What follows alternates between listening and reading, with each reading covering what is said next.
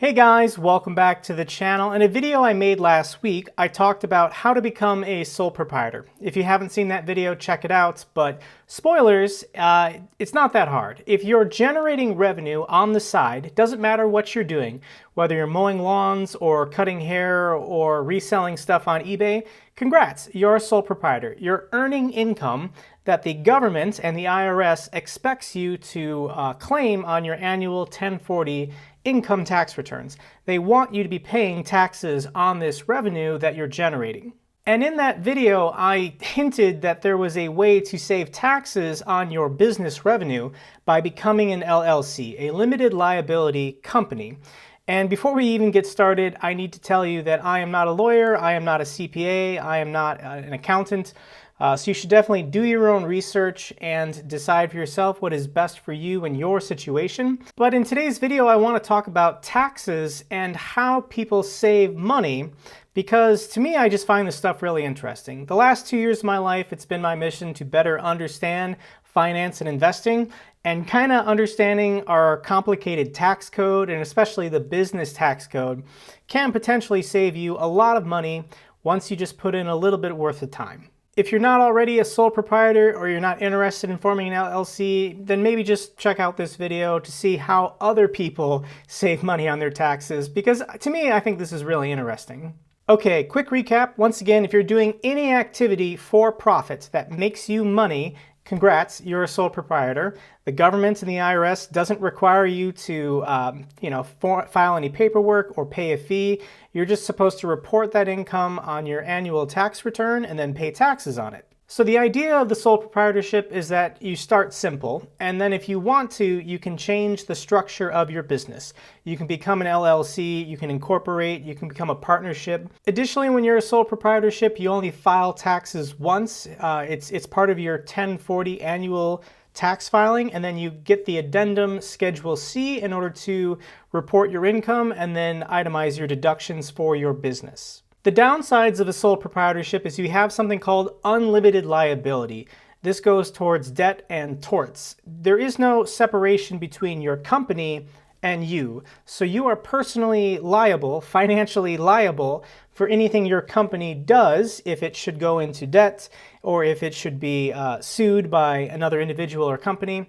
So personal assets can be seized in order to settle company debt. Likewise, if you have personal financial trouble, your company assets can be seized in order to settle personal debt. So because your business and your personal finances are inseparable, this kind of makes raising money difficult. So people don't want to invest in a sole proprietorship. So the logical next step after being a sole proprietorship is to form a limited liability company, an LLC. And when you do this, what happens is you legally separate yourself and your business. You become two individuals, two separate entities in the eyes of the government and the IRS, and you're two people. You're both the owner of the company and an employee of your company, and you must pay yourself. This will generate a W-2 form, and you have to then file taxes separately. Your company will have to file taxes for its company operations, and then you will earn income from your business through your W-2, and that gets claimed on your private 1040 annual tax return. The reason why people don't automatically become LLCs is because you have to register with your state. This involves just the slightest amount of bureaucracy, and maybe there's a fee. It varies state to state what the requirements are of becoming an LLC in that state. So I can't help you here. You're going to have to figure out what are the tax code rules for California or Virginia. In order to become an LLC, you can either hire someone or you can do it yourself online. There are companies and websites that will help you do it yourself. I've heard that LegalZoom is a decent website. I've never personally used them, so I can't vouch for how good they are, but you can do some research for yourself and figure out, how do I become an LLC on my own? And the reason why I'm making this video today is because you can save money on your taxes from your business when you become an LLC and you elect to become an S-Corp structure. Once again, I'm not an accountant or a CPA, but the way I understand this is that LLC is kind of a vague idea. It's actually a very new concept.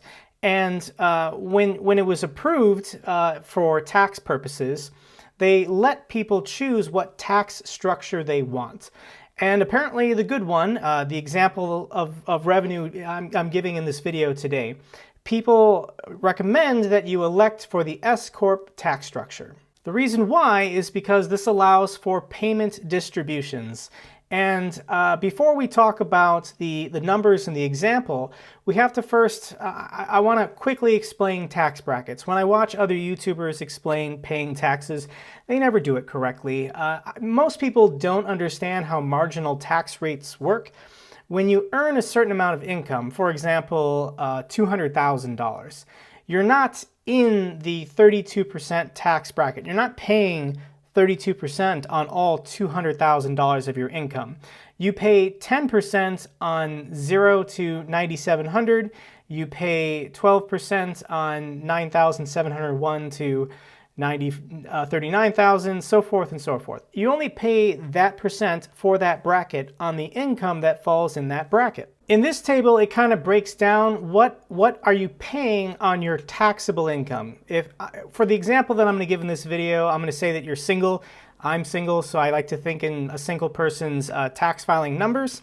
So if you were to, if your taxable income is between $0 and $9,700, you're taxed at 10%. Then if you have income above $9,700, you have to pay that 10%, $970, plus 12% of the difference between these two numbers, so forth and so forth. And you have to remember that the standard deduction for this year, 2019, was $12,200. So you subtract that actually from your taxable income, and then you figure out what is your effective tax rate using the marginal tax brackets.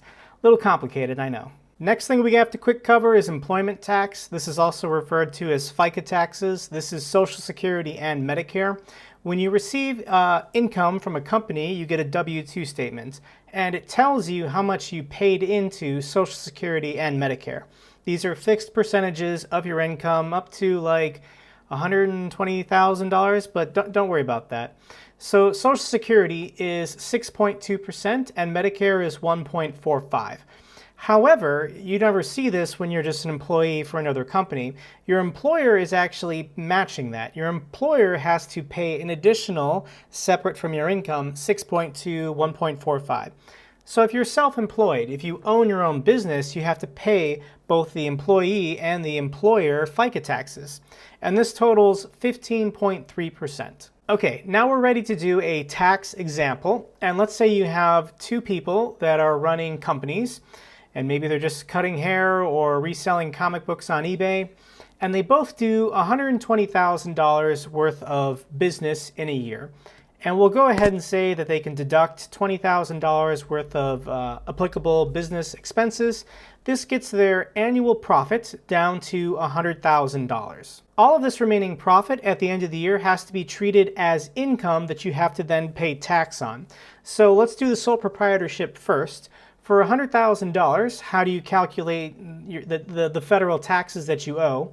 You would do $100,000 minus the standard deduction. We're assuming you're not itemizing. Your taxable income is now $87,800. This would put you in the 24% tax bracket, but you only pay 24% on that difference between the $14,000 you paid up to $84,200, and then only 24% on that difference. Just trust me that you're paying $15,245. FICA taxes are then 15.3%. I chose $100,000 because it's a nice round number. Your payroll taxes will then be $15,300 for a total taxes paid on $100,000 worth of profit of $30,545. Now we're making a couple assumptions here. One is that you're in a state that doesn't require you to pay state income tax. Lots of states do this, but if you are in a state that doesn't do this, then go ahead and factor in yourself state income tax. Additionally, I'm assuming you don't have any other income. You're not working another job. If you were working another job and was making way more money, that might bump you into a higher tax bracket and you would be paying a higher percentage on potentially what you're earning from this side business. Okay, now for the fun part. The example of the LLC. If you're an LLC and you've elected to be the structure of an S Corp, you're allowed to pay yourself distributions. And when you are a company who pays an employee a distribution, that is taxed differently. And you don't pay employment taxes on distributions, on dividends, on company payouts. So let's pretend you're going to pay yourself annually $50,000. And then you're going to take a $50,000 distribution. Now, this is literally the law, but the IRS requires you to pay yourself a reasonable salary. What is a reasonable salary? For the purposes of this example, we're just going to say 50-50. You're going to give yourself $50,000 worth of income, and then you're going to pay yourself a $50,000 distribution. So let's first figure out your taxes for that $50,000 income that you're paying yourself through a W-2. And this would be, $50,000 minus the standard deduction. Your taxable income is $37,800. Your tax payments would then be $4,341. How much do you pay in FICA taxes? It's still 15.3%, both the employee and employer amounts. However, you're only paying yourself in salary, in payroll, $50,000. So you're only paying $7,650 in employment tax this year. You then decide to pay yourself, because once again, you're the owner of the company and an employee of the company. You're going to pay yourself a $50,000 distribution because you're the greatest employee in the world. You made the company super profitable. You're the only shareholder. So you can think of it as like a dividend. For the company doing really well that year. And the IRS, the government, says that if you pay yourself a distribution, you don't pay employment tax on that. So you save about 15.3%. When you go back to the federal tax bracket, it's still 50 plus 50. You're going to have to treat the distribution like normal income for your annual federal income tax. So this number actually doesn't change. When you add the 50 distribution and the 50 income, it still gets you to a taxable amount of $15,245. The difference is in payroll taxes. You don't pay that 15.3% FICA tax on the distribution. So what is the tax savings? Well, if you're a sole proprietorship and you can't do distributions, it's not allowed, your effective tax rate for the year on $100,000 worth of net income is 30.5%. And for the LLC, you can get that down 7.6% to 22.9%. That's a tax savings of $7,650. Okay, to end this video, I'm going to do a double disclaimer. And once again, I am not a CPA or an accountant or a lawyer. This is just how I've been explained it and understand it. And I wanted to make this video to kind of pass that general information on. Definitely, before you do anything that involves the tax code, consult a CPA or an accountant or do additional research, and then understand your unique situation so that you don't break any laws or get in trouble. Okay guys, if you enjoyed this video, give it a thumbs up so the algorithm knows it's good. In addition, consider subscribing to my channel. I post weekly about military and finance topics. And if you have any questions or if I made some mistakes in the video, please let me know. Oftentimes people watching my videos know more than me. So I'm just a guy willing to put it all out there. Hopefully it helps other people. So until the next video, take care.